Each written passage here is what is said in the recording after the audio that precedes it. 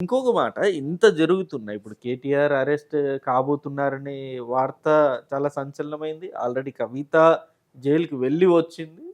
ఇంత జరుగుతున్నా సరే ఎందుకని కేసీఆర్ కేవలం ఫార్మ్ హౌస్‌కి మాత్రమే పరిమితమైపోయారు? అసలు బయటికి ఎందుకని రావట్లేదు? కేసీఆర్ గారు ఒక దాన్నేమంటారు, ఒక నిశ్చలమైన మనస్తత్వం గల్లోడు.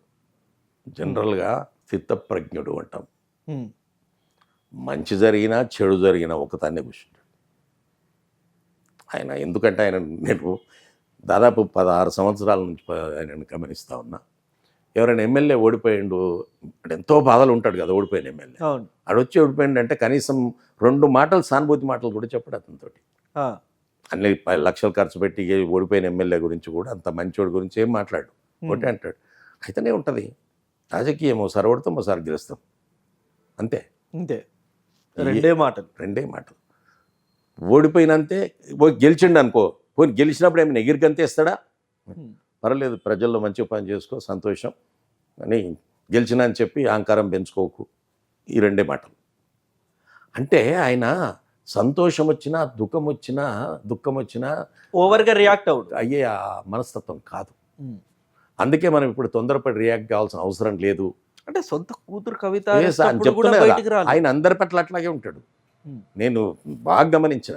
హ్మ్. ఇంత క్లోజ్గా ఉన్న వాళ్ళ పట్ల, ఇంట్లో పిల్లల పట్ల, అందరి పట్ల అట్లాగే ఉంటాడు ఆయన. ఆయన అట్లా ఎగిరిపడే మనస్తత్వం కాదు. ఓ గెలిచిండని చెప్పి కేటీఆర్ను హత్తుకొని ఆలింగనం చేసుకునే టైపు కాదు. హ్మ్. ఆయన బయట ఎమ్మెల్యేతో ఎట్లుంటాడో లోపల గట్టినే ఉంటాడు. నేను చాలా రోజుల నుంచి గమనిస్తూ ఉన్నా. ఉంటుంది న్యాచురల్గా బిడ్డ అనే అభిమానం ఉంటుంది, కొడుకు అనే అభిమానం అందరికీ ఉంటుంది.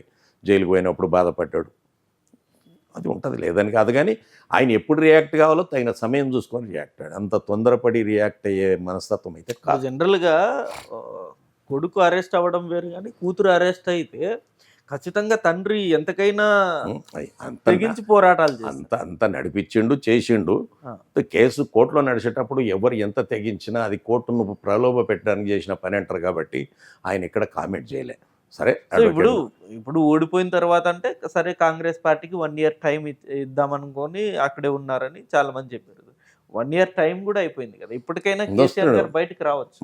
మార్చిలో ఐ మీన్ ప్లాన్ జరుగుతూ ఉంది పార్టీలో. రేపు ఎల్లుండో 2 రోజులు మీటింగ్ ఉంది. మార్చిలో జనరల్ అంటే ఐ మీన్ నియోజకవర్గాల సమావేశాలు అతి తొందరలో జరగబోతూ ఉన్నాయి. దానికి కేసీఆర్ గారే అటెండ్ అంటే అవుతారు. క్యాడర్ కూడా నిరుత్సాహం అయిపోయింది కేసీఆర్ గారు లేకపోవడం వల్ల అనే అంటారు. నేను అట్లా ఏం ఫీల్ కావటం లేదు. ఎవరి పనాలు చేసుకుంటున్నాం, ఏది చేయాలో అది చేస్తున్నాం. మాకు మొదటి నుంచి అలవాటు కదా.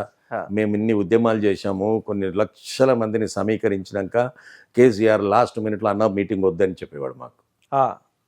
మేము చచ్చిపోయే వాళ్ళం గుండెలాగి.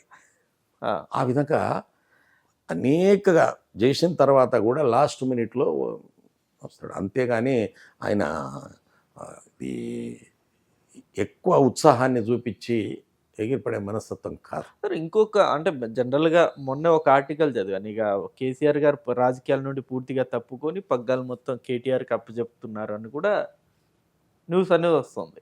అది ఎంతవరకు వాస్తవం ఉండొచ్చు? ఏం అట్లాంటివి మనకైతే, మనం జ్యోతిషులం కాము, మనం ఊహించుకొని చెప్పడం కష్టం. అయితే నాకు తెలిసి కేటీఆర్ సమర్థుడు, చేయొచ్చు అన్న భావనతో ఆయన ఉన్నటువంటి వాట వాస్తవం, దాంట్లో ఏం తప్పలేదు. అయితే గతంలో మేము కూడా అసలు ఎలక్షన్ల ముందే మేము చెప్పాం, మీకు ఒక వారసుడు అంటూ ఉండాలి మీరు, కాబట్టి ఇంత పెద్ద రాజకీయంలో వారసుడు లేకపోతే కష్టమవుతుంది సార్ అని చాలాసార్లు మేము చెప్పాం. చాలా ఈ రోజుల్లో వారసత్వ రాజకీయాలు అంతటి నడుస్తున్నాయి. ఆయన చేయడం లేదు తప్పేమి నాకేమనిపించలేదు. ఆయన సమర్థుడైన భావనతో ఆయన ఉన్నాడు. సో కేటీఆర్ గారు పగ్గాలప్పచెప్తే మళ్ళీ, కానీ కేసీఆర్ పగ్గాలప్ప చెప్పినా కేటీఆరే నడపాలి. ఒకవేళ అప్పచెప్పకున్నా కేటీఆర్ గారే ఇక చేయాలి. కాబట్టి ప్రతిదానికి ఆరోగ్యరీత్యా, వయసు రీత్యా, కాబట్టి ప్రధానికి నేను డాడీని అడిగి వస్తానని అడగకుండా ఒక అధికారం అంటూ పూర్తిగా అప్పచెప్పడంలో తప్పు లేదు. అది మంచి పద్ధతే, చేస్తే మంచి పద్ధతి. సో ప్రస్తుతానికైతే బీఆర్ఎస్ పార్టీ మళ్ళీ అంటే ఇప్పుడు రాబోయే నేనైతే అభిప్రాయపడేది ఒకటే, రాబోయే రోజుల్లో ఖచ్చితంగా బీఆర్ఎస్ పార్టీ తిరిగి అధికారంలోకి వస్తుంది. ఖచ్చితంగా మీరు చూడండి. కాన్ఫిడెంట్ అంటే ఇంత మీరు నాయకులు నమ్మకంగా కాబట్టి ఆ నమ్మకం ఉంది. ఇంత నమ్మకంగా నేను ఉండడానికి కారణం ఏంటి అని అంటే ఇచ్చినటువంటి హామీలు ఏవైతే ఉన్నాయో ప్రజలకు హామీలు ఇచ్చి నెరవేర్చకపోవడం అనేది చాలా దెబ్బతీసేటటువంటి అంశం. మీరు వచ్చే సంవత్సరం అయినా నెరవేరుస్తారా? నెరవేరుస్తే ఎట్లాగెళ్ళి నెరవేరుస్తారు? ఎట్లా? ఉమ్, మనకేం కనబడతలేదు. మనకు వచ్చే బడ్జెట్ రాబడి ఎంత ఉంది? ఈ రాష్ట్రంలో రాబడి ఎంత? మీ ఇచ్చినటువంటి హామీలు ఎంత? ఇక రెండోది, కేంద్ర ప్రభుత్వం నుంచి లేక మన సెంట్రల్ గవర్నమెంట్ నుంచి రిజర్వ్ బ్యాంక్ నుంచి ఎఫ్ఆర్బిఎంకు అనుకూలంగా మాత్రమే లోన్ తేగలవు, అప్పు తేగలవు. దానికి మించి దాని మించి తేవడానికి మీకు అవకాశం లేదు. లేదు. దాని మించి రావాలి నీకు డబ్బులు అంటే కేంద్ర ప్రభుత్వం ఫైనాన్స్ డిపార్ట్మెంట్ అనుమతించాలి. అవును.